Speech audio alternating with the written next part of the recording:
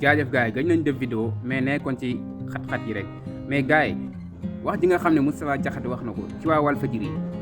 moom laa leen bëgg a tegal ngeen dégg bu baax a baax li nga xam ne Moustapha Diakhaté wax na ko ndax waxoon naa wax bu mel nii ci Ousmane Sonko waxoon na ko fii mu jikko quoi dara fekk si nee na woon ñi nga xam ne ñoo ànd ak Ousmane Sonko dañ leen a war a rey ñeneen ñi ñu tëj leen kas moo ko fi waxoon na ko fi instant bii nag ñëw nañ ci Walfadjri ne waa Walfadjri fen rek la ñuy def nee na ñoom seen liggéey fen kese la Moustapha Diakhaté moo ko wax nee na Walfadjri dañ ko war a tëj définitivement ñu tëj télé rajo yi nga xam ne Walfadjri am na ko yëpp ñu tëj rajo yëpp li nga xam ne mooy télé bi ñu tëj ko waxi Moustapha Diakhaté la mag boo xam ne dafa ñàkk fayda mag boo xam ne xolam day bon chaque jour xolam day bon moom chaque jour genre wax ju ñaaw ji lay wax quoi moom di attaqué nit ñi kenn defu ko dara gars yi ñu dem déglu ji wax ji après ñëwaat léegi ngeen xam ne kii gars yi nee nañ mag jar na bàyyi ci réew quoi mais du genre mag bii nii moo jar a bàyyi ci réew. maintenant pour Walfadjri moom li ma jàpp mooy ay coupé signal dañ ko war a weesu Walfadjri dañu war a retirer licence bi ñu ko jox muy rajo ya ak télé ba parce que Walfadjri est devenu un groupe de médias de 1000 collines bu ñu ko bàyyee dana taal réew mi loolu laa gëm. Walfadjri moom Walfadjri kay rajo lëndëm la rajo lëndëmal ay fen ay la fa nekk sax malaa li mu nekk suñu ay fenkat ay soskat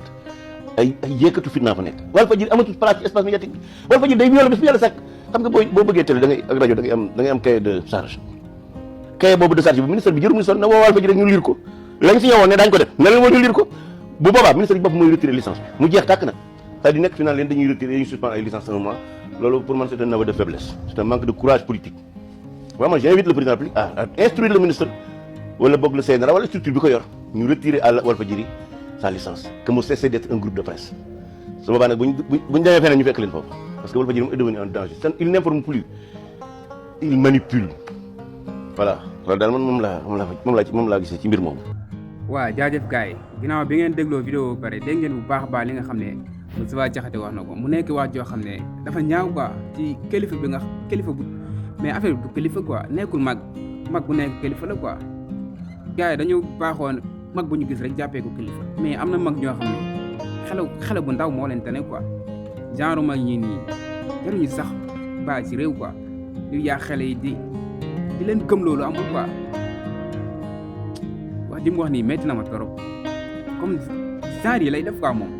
mosu waxoo bu baax mosu wax loo xam ne nit mën na si jàngee wala mooy loolu daal jaajëf gaay